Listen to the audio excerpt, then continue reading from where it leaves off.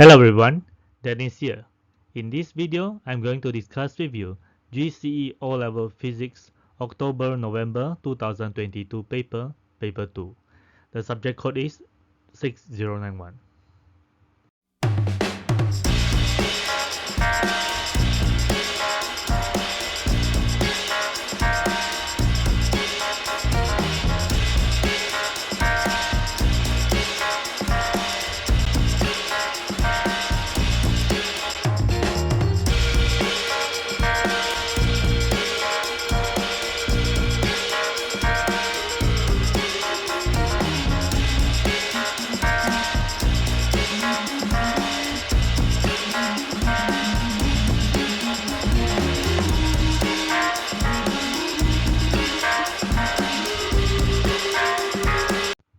Alright, now let's start to discuss the paper. Question 1. A. State what is meant by velocity. 1 mark. So this is a very textbook based question. You just need to write down the definition of velocity. So the velocity is the rate of change of displacement. B. Velocity is a vector quantity. Underline all of the quantities in the list below that are also vectors. Acceleration, displacement, energy, power, weight, and work. 1 mark. So the answer will be acceleration, displacement, and weight. So these are the three quantities that are vector quantities. Energy, power, and work are scalar quantities. B. Figure 1.1 shows the velocity time graph for a small firework fired vertically upwards from the ground into the air. So here is the velocity time graph. The firework runs out of fuel at point B when moving with a velocity of 60 meters per second. 1. Draw a line to join each region on the graph to the description of the motion of the firework in that region. 2 marks. Alright, so to match the line in this diagram here, first we have to study the region one by one. So we have to decide in each region whether the firework is moving in the same direction or in the opposite direction with the acceleration. Alright, so like the first one, the firework moves downwards, acceleration is moving downwards. Second is the firework moving downwards and the acceleration is upwards and so on. Okay, so to determine whether the firework is moving upwards or downwards, we can look at the direction of the velocity. So it is the same direction of the velocity. Now let's look at region AB here. So in region AB, as you can see, the velocity is positive because it is above the x-axis. So now the firework is moving upwards. For this region, the acceleration is also positive because as you can see, the region AB here, it is an increasing function. The gradient is positive. So remember that this is velocity time graph. The gradient is the acceleration of the motion. Hence, it is moving upwards. So the velocity and the acceleration is in the same direction. And the velocity increases. Hence, this region AB is matching here where the firework is moving upwards and accelerating upwards. Next, we look at the region BC here. Okay, as you can see from here, the velocity is still positive because it is above the x-axis. So the firework is moving upwards. However, the acceleration is negative because as you can see in region BC, it is a decreasing function. It's going down here, which means the gradient is negative. Hence, the acceleration is downwards. The velocity and the acceleration is in the opposite direction. Hence, the velocity decreases. Then, BC is joining this description where the firework is moving upwards and accelerating downwards. Next, we look at the region CD here. So as you can see in region CD, the velocity is negative. So when it is negative, that means it is moving downwards. And the gradient is negative, which means the acceleration is negative. Hence, acceleration is in the downward direction. So both the speed and the velocity and the acceleration is in the same direction. So the velocity is increases. Alright, but it is in the opposite direction. So that's why it's negative velocity. Remember, negative velocity doesn't mean that the velocity decreases. Therefore, CD is matching with this description where the firework is moving downwards and the acceleration is downwards.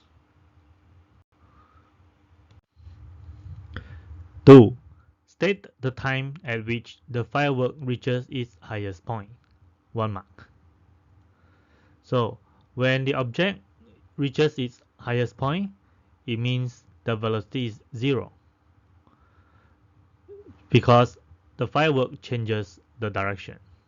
So in the graph, this is the region when the velocity is 0. From the graph, the time is 10 seconds. Number 3. Using figure 1.1, calculate the maximum height reached by the firework. 2 marks. To obtain the maximum height reached by the firework, we need to find the area under graph. Remember, this is a velocity time graph.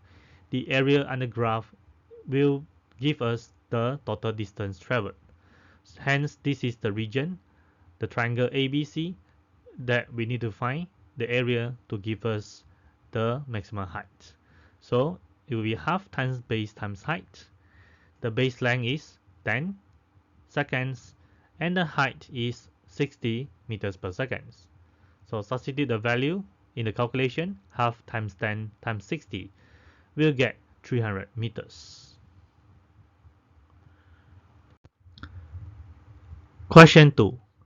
Given this diagram, a cube floats in a liquid with the lower surface of the cube 12 centimeters beneath the surface of the liquid as shown in figure 2.1. The cube has a side of length 20 centimeters and the density of the material of the cube is 900 kilograms per meter cube. The gravitational field strength G is 10 newtons per kg. A. Calculate the weight of the cube. Show your working. 3 marks.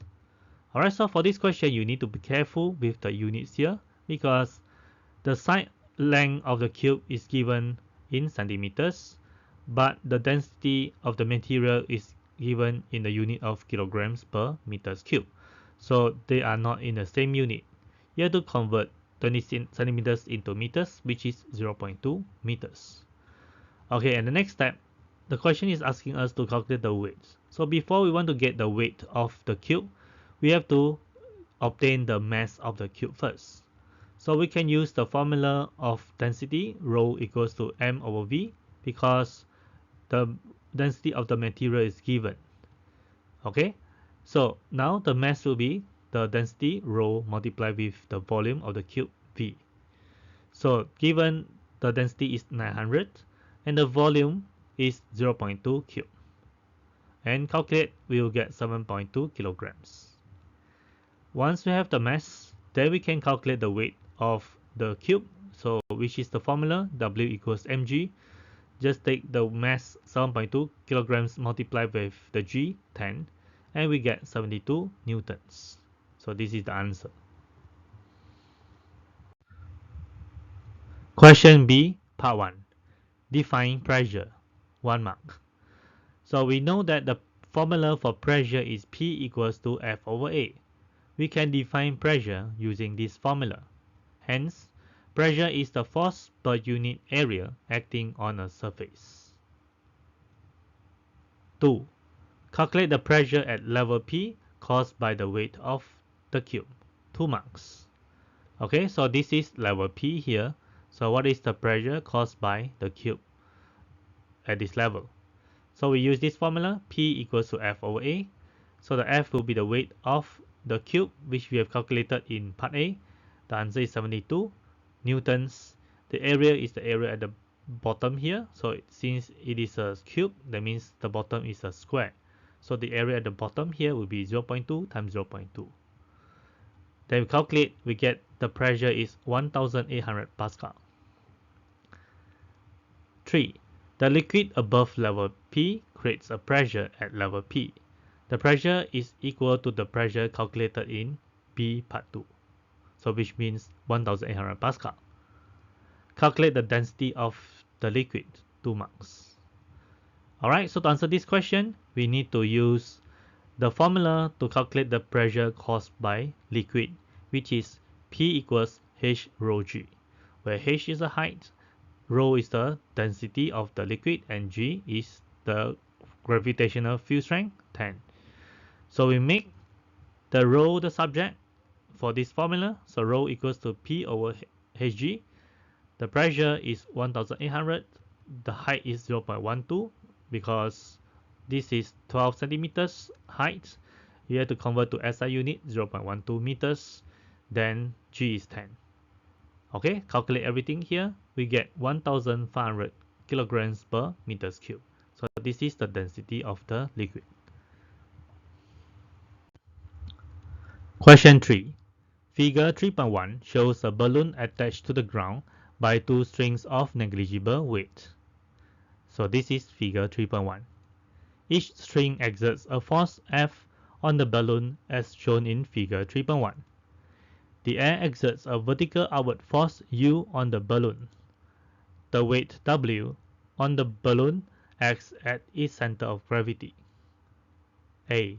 On figure 3.1, mark the center of gravity of the balloon. Draw force U and force W acting on the balloon, and label the forces that you draw, 2 marks. Alright, so first thing we have to draw is the center of gravity of the balloon. So very easy, just mark X at the middle or the center of the balloon, then label it as center of gravity.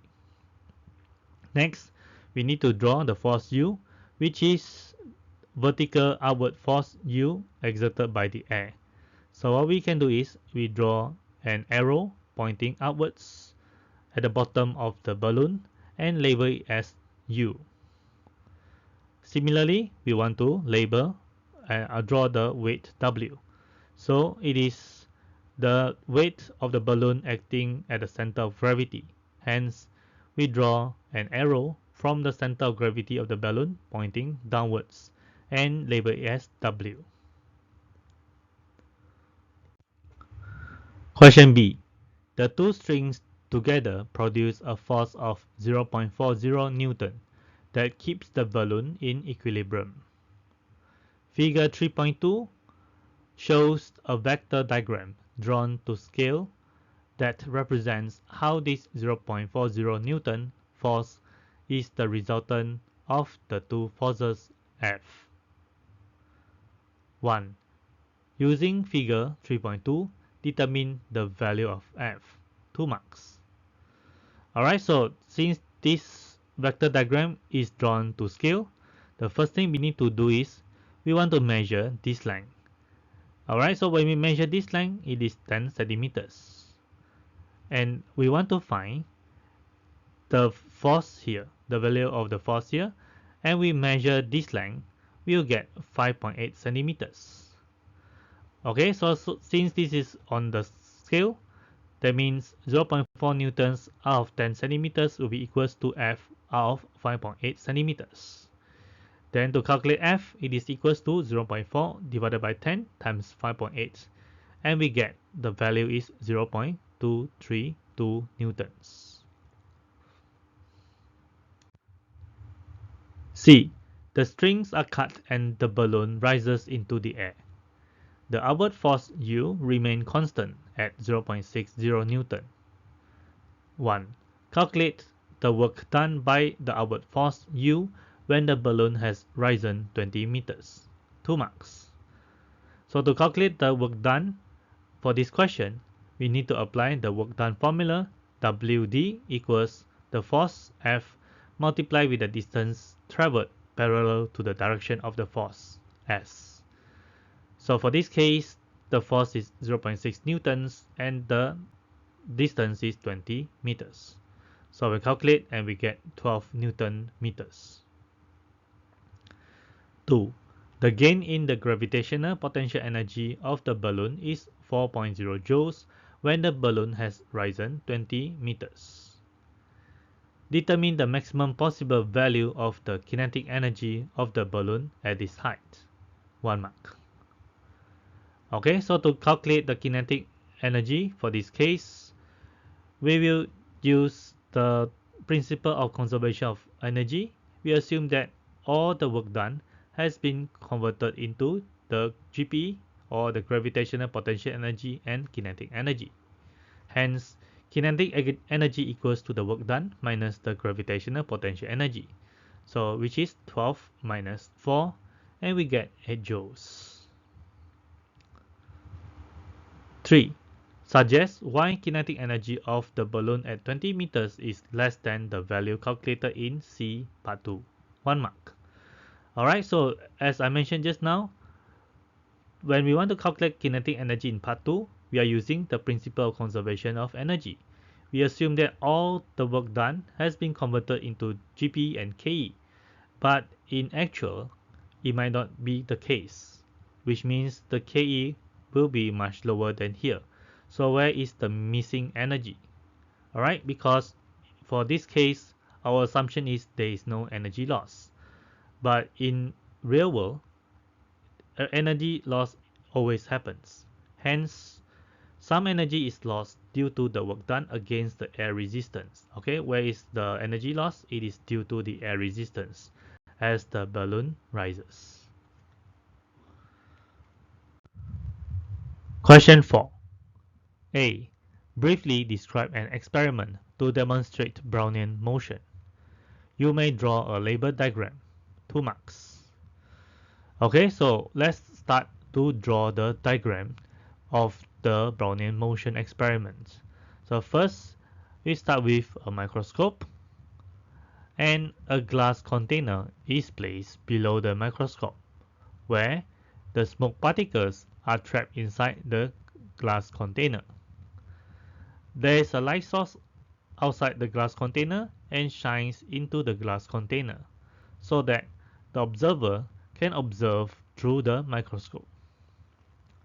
Now, let's describe how this experiment is conducted. Smoke particles are trapped in a glass container. Light is shown into the container, and the motion of the smoke particle is observed by the observer through a microscope. And next, the observation that we can see from this experiment is smoke particles move randomly and in haphazard manner. Okay, so this is how we draw and label the diagram and describe how this experiment is conducted. B. State 2 conclusions about the movement of molecules shown by Brownian motion. 2 marks. So we need to write down the 2 conclusions that we can make through our observation from this experiment. So the first conclusion is the matter is made up of tiny particles. So that's why smoke particles are moving randomly and haphazard manner, as the particles hit with the air molecules, and that's why they change their direction. Number 2, the particles of matter are constantly moving. Okay, and that's why smoke particles also move randomly. C. The exhaust gases from an old car may contain large particles of carbon. Suggests why Brownian motion is not observed with very large particles. 2 marks. Okay, we need to explain, right? Sometimes when the particles are too large, Brownian motion does not happen. Okay, what is the reason behind? Okay, so of course the very main reason that Brownian motion does not work is because very large particles have much larger masses. The forces exerted by the air particles during collision are not large enough to overcome the weight of the large particles, and hence large particles do not change direction during motion. Alright, and because it is a very large particle, so large particles are attracted towards the gravitational pull force due to their much larger weight. Question 5. Given figure 5.1, the critical angle for light traveling from glass into air is 42 degrees. A. Figure 5.1 shows a diverging beam of light from a light source L striking the boundary between glass and air. Ray A and ray B form the edges of the diverging beam in the glass. 1. State and explain why ray A or B emerges into the air. 2 marks. Alright, so to answer this question, first we need to find the incident angle for both ray A and ray B. So for ray A, this is the incident angle. Let's label it as I1. So the value of I1 will be 90 degrees minus 60 degrees, which is 30 degrees. Next, we also find the incident angle for ray B. So this is the incident angle for ray B, and we label it as I2. So the value of I2 will be 90 degrees minus 30 degrees, which is 60 degrees. So from here, we can say that ray A will emerge into the air because the incident ray of ray B is greater than critical angle, hence the light will experience total internal reflection. 2. Only part of the beam between A and B emerges into the air. On figure 5.1, draw a line from L that separates the part of the beam that emerges into the air from the part that does not. Draw rays that emerge into the air to show the edges of the beam in the air. 2 marks. Okay, so to answer this question, so first we draw a normal line here and draw a beam of light which has the incident angle of 42 degrees, which is equals to the critical angle, and this beam of light will be bent and travel along with the boundary of the air and the glass, because the incident angle for this beam of light is equals to the critical angle. Okay, and another ray that we need to draw is the ray A after leaving the boundary of the air and the glass. So it will bend away from the normal. Alright, so this will be the answer for part 2. B.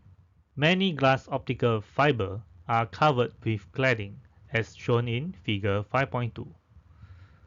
The refractive index of the cladding is less than that of glass, but more than that of air. 1. State and explain how the speed of light in the cladding compares with the speed of light in the glass fiber. 1 mark. So for this question, there are 2 questions here. One is you need to state whether the speed of light in the cladding is faster, slower, or same with the speed of light in the glass fiber, and you need to explain why. Okay, so the answer is the speed of light in the cladding is faster than the speed of light in the glass fiber. Okay, so this has answered the first question.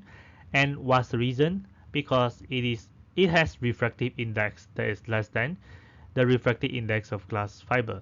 Okay, so when the light travels in a medium with lower refractive index, it will travel faster compared to when it travels in the medium that has higher refractive index. Okay, now part 2 also the same. We have 2 types of question here. State first question and second question to explain why, whether the critical angle for the light traveling from glass into the cladding is equal to, larger than, or smaller than 42 degrees. Okay, you have to state whether it is equal, larger, or smaller than 42 degrees. So the answer is the critical angle for light traveling from glass into the cladding is smaller than 42 degrees. So why is the reason? Okay, to explain, so we have to use this formula. When light travels from medium 1 to medium 2, then the ratio of the refractive index will be n1 over n2 equals sine c2 over c1. Okay, where c2, c1 are the critical angles for medium 1 for c1 and medium 2 for c2. Okay, then we make sine c1 the subject from this equation. Then it becomes sine c1 equals to n2 over n1 times sine c2.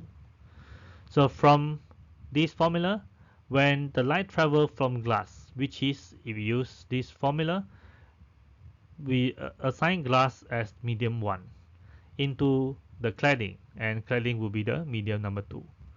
So from this equation, n2 is less than n1, and critical C2, right, is less than 42. The critical angle for cladding is less than 42 degrees. Okay, why? Because as we mentioned here, the refractive index of the cladding, right, is less than the refractive index for the glass. Okay, so the refractive index, the critical angle for the glass into the air is 42 degrees. So C2 will be less than 42 degrees. Hence, C1, right, we are talking about this C1 is the critical angle when the light travels from the glass into the cladding. It is not the critical angle when the light travels from the glass into the air. Okay, it's into the cladding. It will be less than 42 degrees. So critical angle needs to be small in optical fiber so that multiple total internal refractions are easier to happen, and hence the transfer of data is more efficient, which means less in signal loss. Alright, so one more time think about it, right? Since this is an optical fiber, when we send signals, we don't want the signal to be refracted out of these optical fibers and causes the signal loss.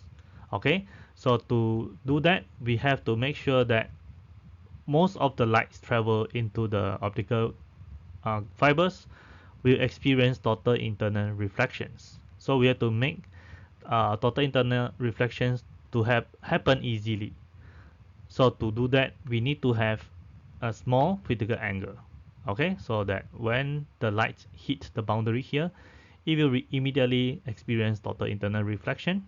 So continue to have total internal reflection here, then hit here, and so on. So it travel throughout the whole cable. Question 6. Ultrasound scanning is used to obtain an image of an unborn baby as shown in figure 6.1. Pulses of ultrasound of frequency 5.0 MHz are sent into the mother's body from a small vibrating source placed on her skin. A. State why sound of this frequency is known as ultrasound. 1 mark. Okay, so why certain sound with certain frequency is known as ultrasound? The reason is very simple, because these sounds are not audible. Okay, so how it is not audible? Because the frequency of audible sound is between 20 Hz to 20,000 Hz. So please remember the range of audible sound. And the frequency of this sound is 5 MHz. So which is above 20,000 Hz. Hence, it is called ultrasound. B. Briefly describe how the pulses of ultrasounds are used to obtain the image. 2 marks. Okay, so the reason that we can form an image is because when the ultrasound go into the body, then when it hit hard surfaces, it will bounce off back to the receiver, and we can measure the time, then we can form the image. Okay, so this is how you want to answer this question. A transmitter sends ultrasound pulses into the body.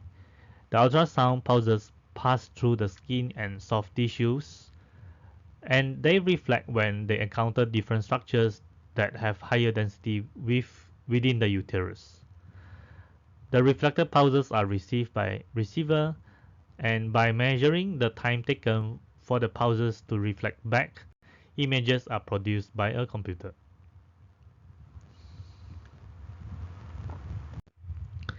C. Part 1. The speed of sound in the human body is 1,500 meters per second. Calculate the wavelength of the ultrasound in the human body. 2 marks. So to answer this question, we need to use this waveform formula V equals to F lambda, where the lambda is the wavelength. Hence we make lambda the subject, so the formula becomes lambda equals V over F. They will substitute all the values given, so the speed of the ultrasound is 1,500 meters per second divided by the frequency, which is 5 megahertz. They will calculate, the answer will be 3 times 10 to the power negative 4 meters, or you can write as 0.3 millimeters. Part 2. Infrared radiation of the same wavelength as in C Part 1 has a much higher frequency than 5.0 MHz. Explain why. 1 mark. Alright, so the answer is infrared travels at the speed of 3 times 10 to the power 8 meters per second, which is the speed of light. Okay, because infrared is in the electromagnetic spectrum. So from the formula V equals to F lambda, or the frequency F equals V over lambda, the frequency is much higher than 15 megahertz when the speed is much higher than 1,500 meters per second. So that's why it has much higher frequency. D. Another method uses X-rays to obtain an image of the human body. State why X-rays are not used to obtain a picture of an unborn body. 1 mark. Okay, so the answer I think is quite straightforward here, right? Because obtaining images of human body using X-ray is an intrusive method, as it damages and kills human cells. So this is harmful to the unborn baby as it is not well developed. Hence, it is not suitable to be used to obtain a picture of an unborn baby. Question 7. An uncharged metal sphere is suspended by a plastic thread near a positively charged rod as shown in figure 7.1. A. Explain why the metal sphere is attracted to the rod. You may draw charges on the sphere in figure 7.1. 2 marks. Okay, so let's draw the charges on the metal sphere. Since the rod is positively charged, hence the end of the sphere near to the rod is negatively charged, while the opposite end will be positively charged. So to explain this, here is how we explain. When the positively charged rod is placed near the uncharged metal sphere, electrons move towards it as unlike charges attract. Alright, so remember, electrons will move. So electrons in the metal sphere accumulate at the left side of the sphere, leaving protons at the right side of the sphere. Okay, remember, protons or positive charge will not move. Left side of the sphere is negatively charged, while the right side becomes positively charged. Unlike charges attract, hence metal sphere is attracted to the rod. B. The positively charged rod is close to the sphere. 1. Describe how to charge the sphere uniformly over its surface by induction. 2 marks. Okay, so this question is to ask you to describe how to charge the metal sphere by induction. So we need to write down the steps to charge metal spheres by induction.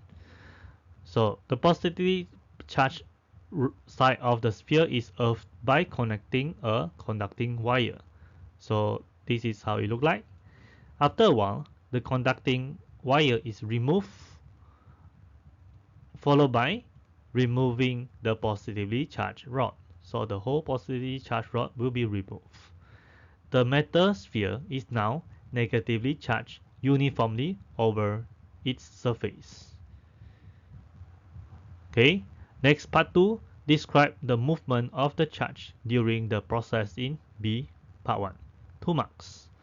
So this question is asking the movement of the charge. Alright, so electrons from the Earth are attracted by the positive charges of the sphere. They move into the sphere, neutralizing the positive charges of the sphere. Okay, so let's redraw the diagram and go back to the setting where we want to charge the sphere by induction. So the Earth wire is connected to the sphere, and the electrons from the Earth flows into the sphere, neutralizing the positive charge. If the conducting wire is still connected, more excess electrons are attracted towards the positively charged rod and move into the sphere. Okay, so more electrons are attracted towards the metal sphere. And the metal sphere will have more electrons, hence it is more negatively charged. Part 3. After the sphere is charged by induction, it is placed at the same distance from the positively charged rod as it was in figure 7.1. Explain why the sphere is attracted more strongly to the rod than before. 1 mark. Okay, so the answer is very straightforward. After the sphere is charged by induction, it has more excess electrons than before. The sphere is attracted more strongly because it has more negatively charged. So that's the reason, okay, right? The charge is stronger, that's why it is attracted more strongly. Question 8. Given this diagram, an earthquake occurs just below the surface of the Earth. Waves from the earthquake start from a point known as the hypocenter and spread through the Earth. The point on the Earth's surface directly above the hypocenter is known as the epicenter. Some waves arrive at the building at the epicenter. A. Part 1. The first wave to arrive is a P wave, which is a longitudinal wave. The second wave to arrive is an S wave, which is a transverse wave. So figure 8.1 shows a building at the epicenter. Describe the motion of the building caused by each type of wave. 2 marks. Okay, so you have to describe the motion of the building because of P wave and S wave. Alright, so let's study this diagram. As you can see from this diagram, both P wave and S wave travels at this direction from the center of the Earth towards the surface of the Earth. Alright, it is just vertically above. Now you have to tell whether this building is moving up, down, or left, right, depending the types of the wave. Okay, as described over here, P wave is a longitudinal wave. Therefore, the building will move in up, down direction. Okay, will move in up, down direction. Why is the reason? Because P wave is a longitudinal wave. So, which is parallel to the direction of the wavelength. The wave motion. On the other hand, for the S wave, it is transverse wave. So how will the building move? So the building will move in the left-right direction, which is perpendicular to the direction of the wave motion. Okay, remember that S wave is a transverse wave. So that's why the building will move left-right, which is perpendicular to the direction of the wave motion. This is the wave motion, so the building will move left and right. Next, part 2, state one other type of longitudinal wave and one other type of transverse wave. 1 mark. Okay, just state the longitudinal wave, which is commonly common example is the sound waves, and transverse wave is electromagnetic waves. Okay, so there are many waves in electromagnetic waves. But the question is asking the type of longitudinal wave and the type of the transverse wave. So you have to mention the type is electromagnetic waves, not the specific wave. Alright, so the next question, we need to refer to figure 8.1 and figure 8.2. B. The two waves arrive at a detector some distance from the hypocenter. Okay, so as you can see from figure 8.1, the detector is here. Okay, and the hypocenter is here. Figure 8.2 is the output of the detector, which shows the distance moved by the ground varies with the time. The time between arrival of the P wave and the arrival of the S wave is labeled as T. The distance from a detector to the hypocenter is D. So table 8.1 shows the time taken for the two types of wave to travel from the hypocenter to detector at different distance D. Part 1. Using data from table 8.1, show that the distance traveled by the P wave is not proportional to the time taken. 1 mark. Alright, if the distance traveled is proportional to the time, the rate of change of the distance should be the same throughout the whole set of data. So let's test this out. So we can randomly pick the two data here. So I will pick this right when the distance is 400 kilometers and 600 kilometers. The time taken is 58 and 85 seconds respectively. So let's see the change of the distance and the time here. The value is 7.41 kilometers per second. Then we choose another set here. Let's randomly choose the last two sets here. So the rate of change of the distance and the time, it will be 0.11 kilometers per second. So as you compare these two values, they are not the same. So since the rates of change of the distance between these two sets of data are different, then the distance is not proportional with the time. Part 2. Calculate the speed of the P wave as it travels to a detector 200 kilometers from the hypocenter. Give your answer in meters per second to an appropriate number of significant figures. 2 marks. Okay, so this is the data that they are referring. So to calculate the speed, we use this formula. Speed equals the distance over the time.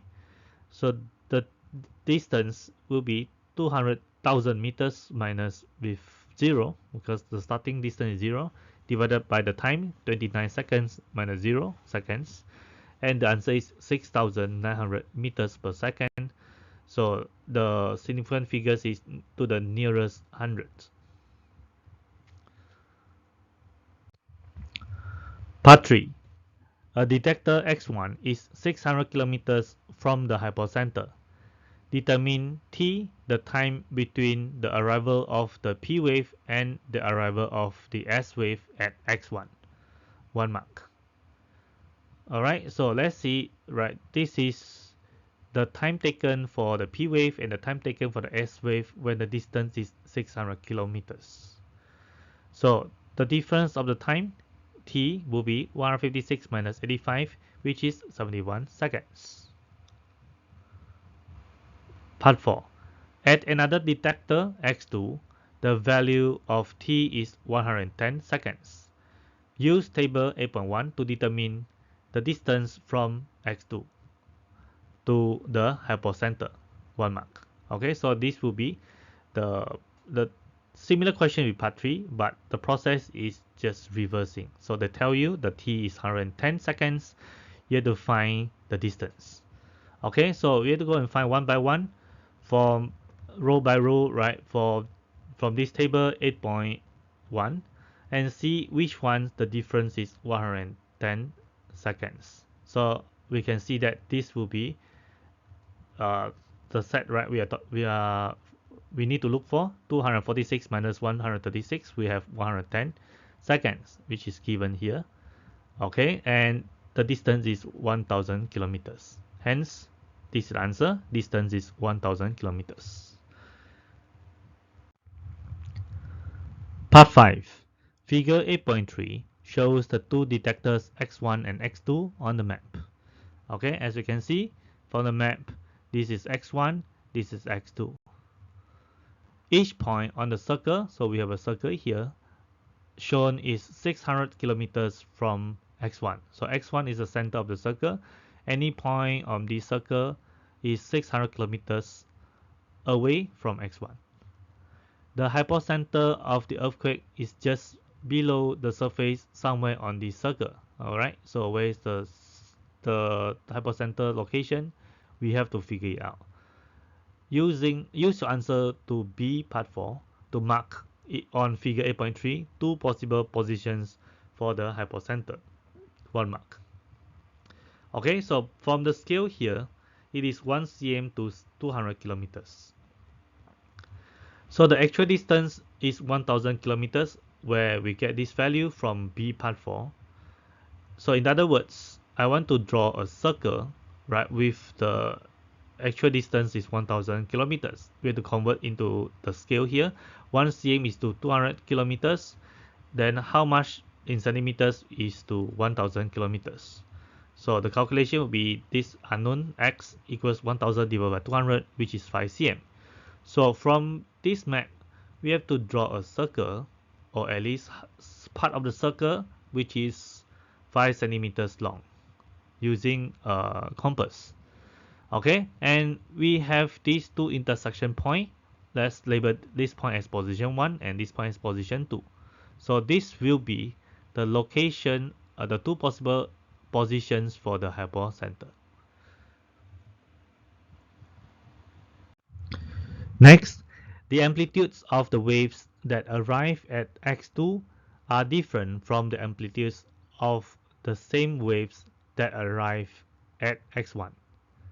State the difference in amplitudes and suggest why there is a difference.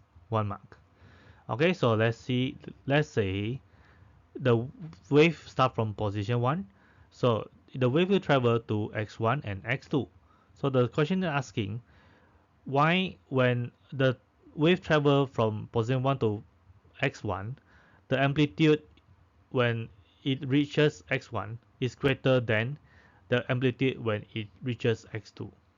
Okay, so what do you think?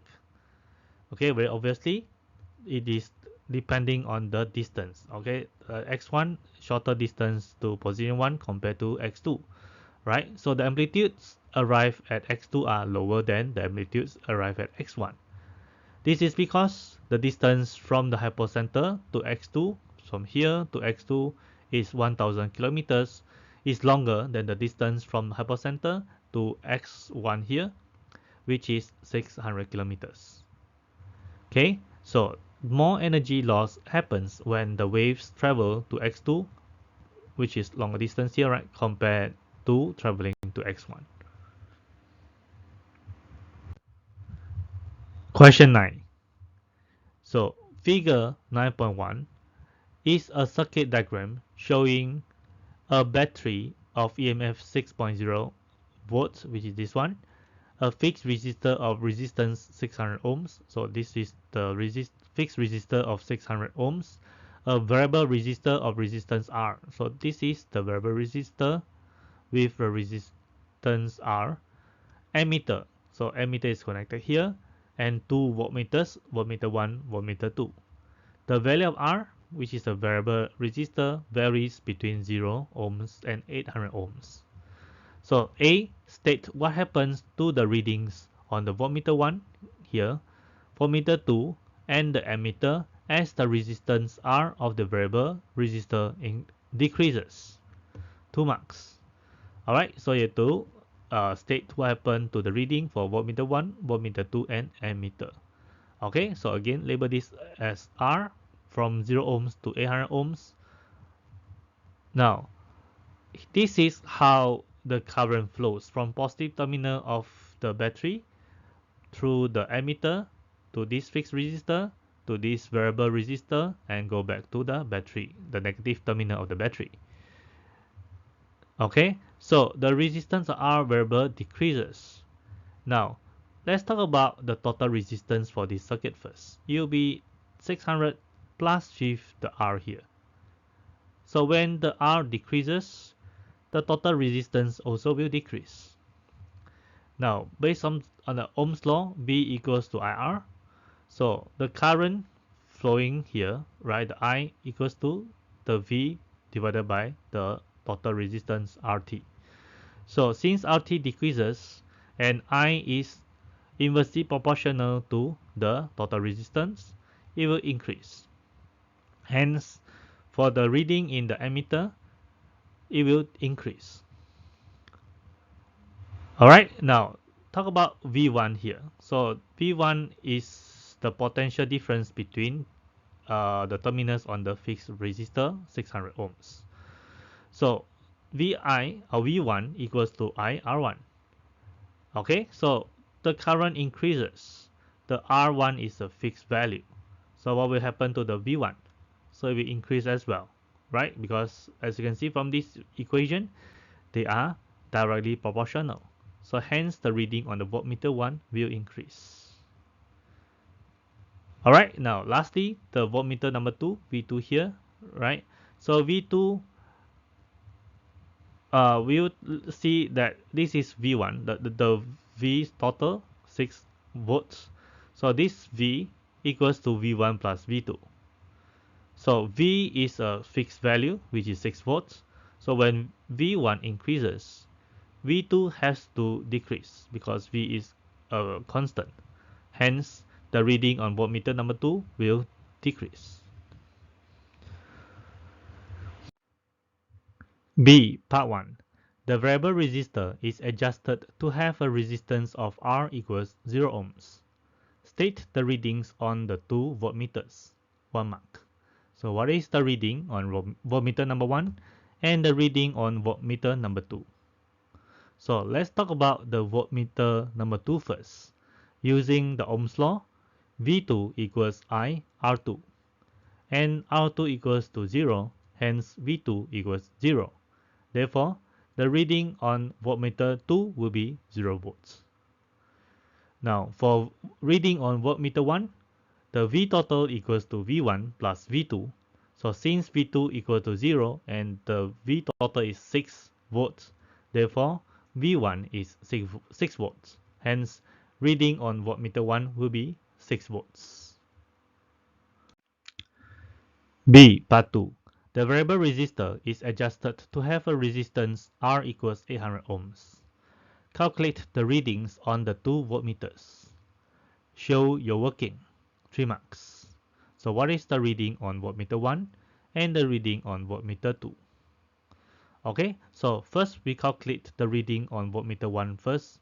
So we have to know the total resistance from this circuit. So for this case, it will be 600 plus 800, which is 1400 ohms. Then we calculate the current I, which is the total voltage divided by the total resistance, which is 6 volts divided by 1400 ohms, and the value for the current is 3 by 700 ampere. So I will leave this value of the current as a fraction so that the next calculation will be more accurate. So now we calculate V1, which is I times R1, and the value for the I is 3 by 700 times the R1, which is 600. We'll get the value as 2.57 volts, 3SF. But for the reading on the voltmeter, we have to write it as 2.6 volts, 1 decimal place, because the sensitivity of the voltmeter will be 0.1 volts. Okay, so now for the V2, we take the V total minus V1, which is 6 minus 2.57, we have 3.43 volts to 3 SF. But again, on the reading for the voltmeter, we'll get 3.4 volts because of the sensitivity of the voltmeter. Part 3. The readings on voltmeter 1 and voltmeter 2 are measured for different values of the resistance R of the variable resistor. So given figure 9.2. On figure 9.2, Plot the values from B1 and B2. Determine and plot the voltmeter readings when R equals 600 ohms. Sketch a line to show how the reading of voltmeter 1 varies with R. Label this line V1. Sketch a line to show how the reading of voltmeter 2 varies with R. Label this line V2. 2 marks. Okay, so first thing is we need to plot the values from B1 and B2. Okay, so we can tabulate the values in this table. When R is 0, V1 is 6 volts, V2 is 0. When R is 800 ohms, V1 is 2.57 or about 2.6 volts, and V2 is 3.43 or about 3.4 volts. Okay, now we can plot the points one by one. When R is 0, V1 is 6, which is this point. When R is 800 ohms, V1 is 2.6, which is this point. Okay, now we move on to next point. When R is 0, V2 is 0, which is this point. When R is 800, V2 is 3.43, which is this point. Okay, then we can join the points separately. So for the V1, we join these 2 points together. Then we label this as V1. For V2, we join these 2 points together, label it as V2. Okay, so we have answered the first point, third point, and fourth point. Now move on to answering the second point, right? What is the voltmeter readings when R is 600 ohms?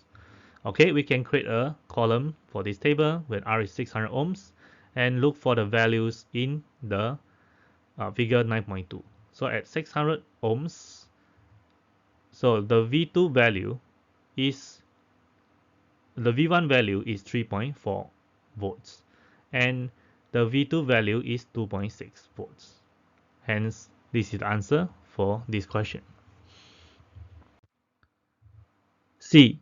Adjusting the variable resistor in the circuit shown in figure 9.1 produces only a limited change in the reading in voltmeter 1.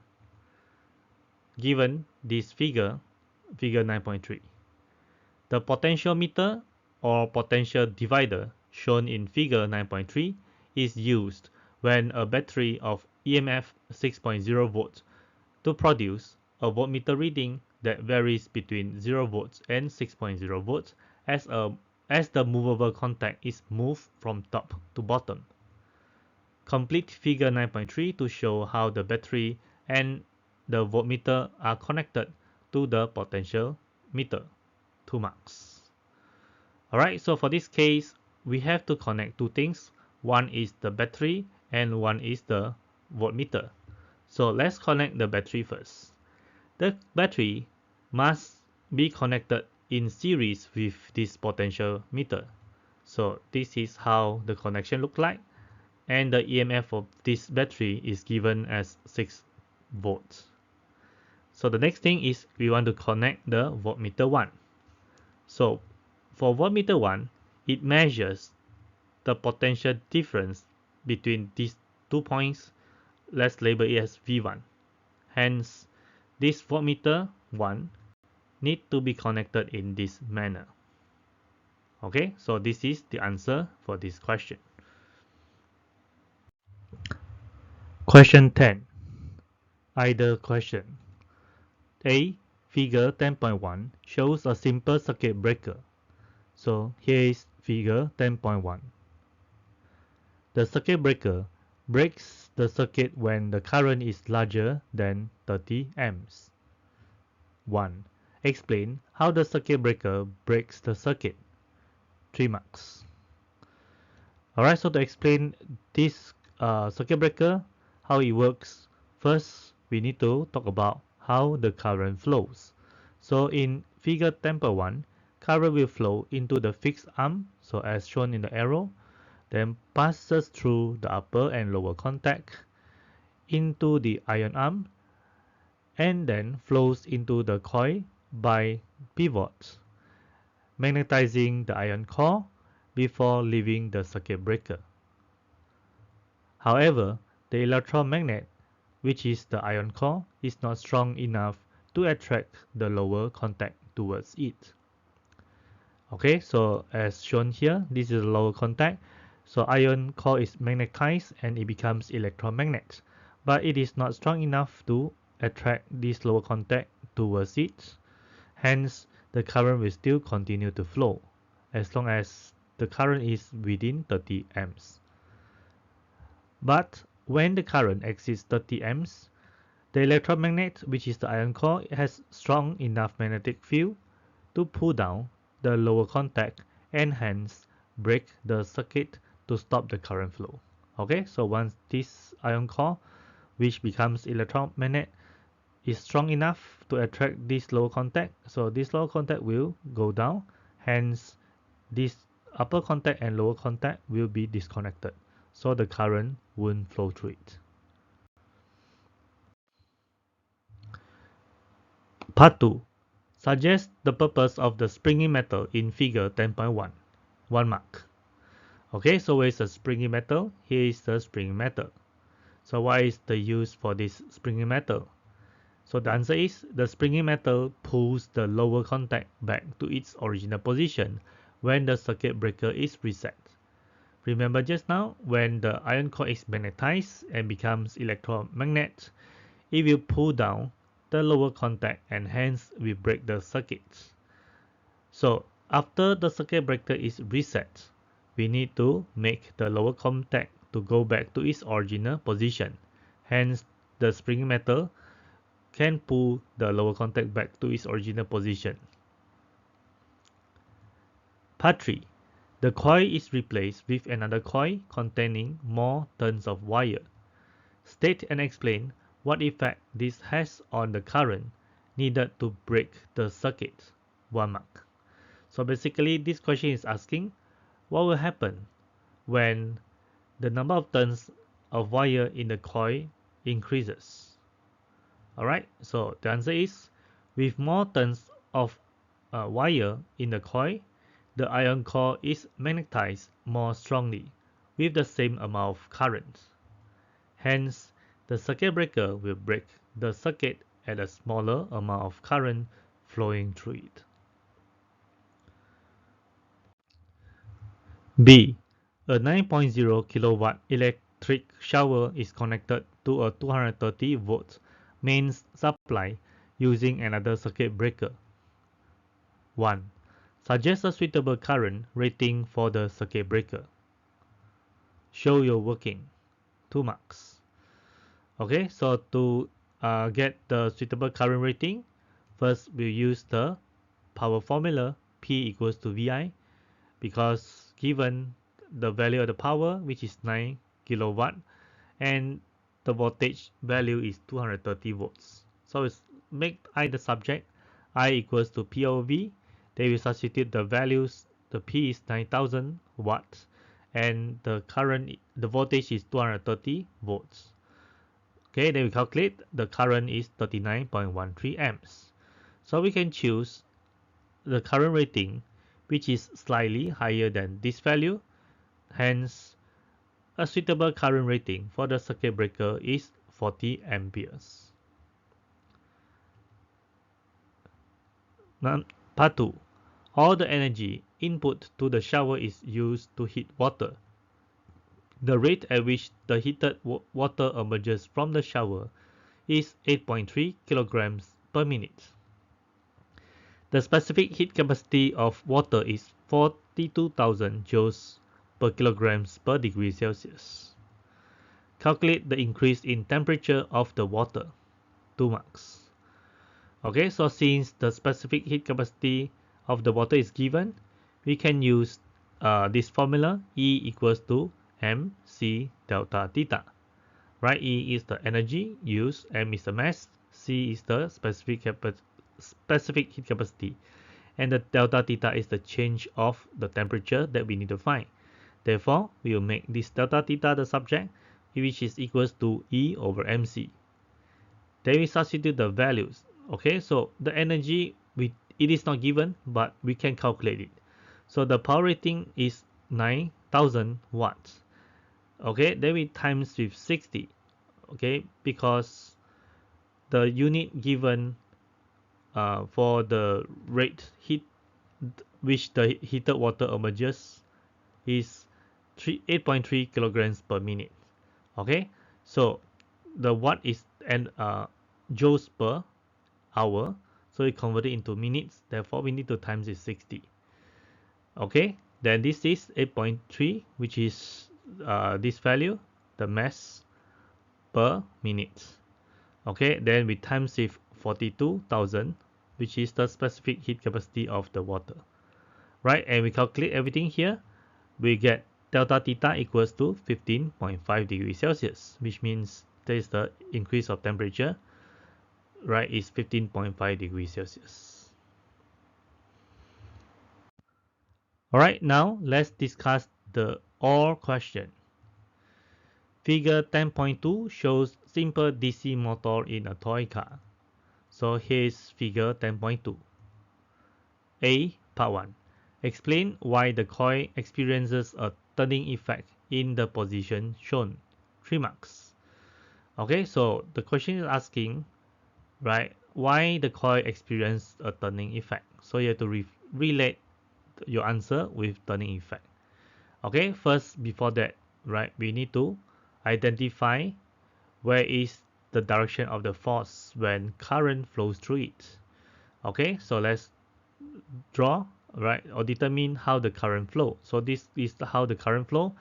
Start from the positive terminal of the battery, okay, flow all this direction until reaching the negative terminal of the battery.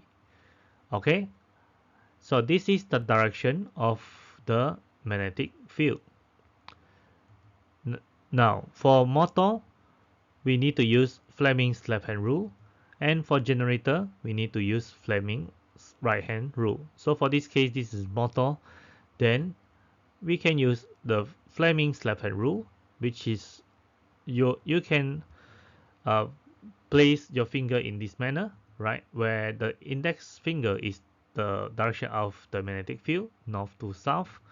The middle finger points the direction of the current, I, and the thumb is pointing the direction of the force. Okay, so make sure that each of these fingers, they are perpendicular to each other. Okay, so now let's talk about the left hand side of this coil. Alright, so first use your middle finger pointing the direction of the current, which is at this direction, and your index finger will point along with the direction of the magnetic field, so we point in this direction, and you find that your thumb is pointing outwards, so this is the direction of the force. Now similarly, we move on to the right hand side of this coil, right? We apply Fleming's left hand rule again. So first, your middle finger point at this direction because this is the direction of the current. Then your index finger point at this direction because this is the direction of the magnetic field, and you will find that your thumb is pointing downwards. So this will be the direction of the force at the right hand side of this coil, and it points downwards. Okay, now we can answer the question.